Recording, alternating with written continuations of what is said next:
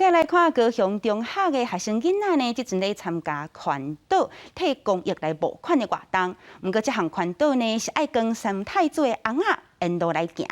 初七呢，因是对高雄出发，已经行到屏东，希望讲脚拢行到碰趴。不过，因要是坚持要继续行落去。 甲三太子扛起来，其他队员嘛做伙行。因是高雄中学机队的学生，用双脚行路对高雄出发环岛。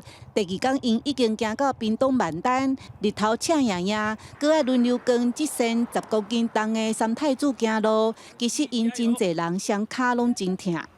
我看大人做伙来参加这，啊，不过我想挑战我家己极限。紧第二天啊，佮有诶个着沙，啊有诶个骹闹着，啊有诶可能行行巴肚疼，无法度，啊真个剩4个，啊可是因嘛足坚持诶啦。参加活动的乡中学生拢总有10个人，拢是第一摆行路环岛，虽望行到骹疼，必须爱打药膏，要是要放弃。其中这2个毕业生是参加28天的环岛，因已经行第8天啊。前3天到5天的时候。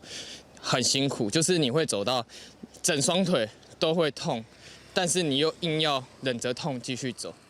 这是前3天，但是这是一个撞墙期。当你撞过了，其实你会越走越轻松，体会到一些团队的合作，还有一些路边啊就看到的风景。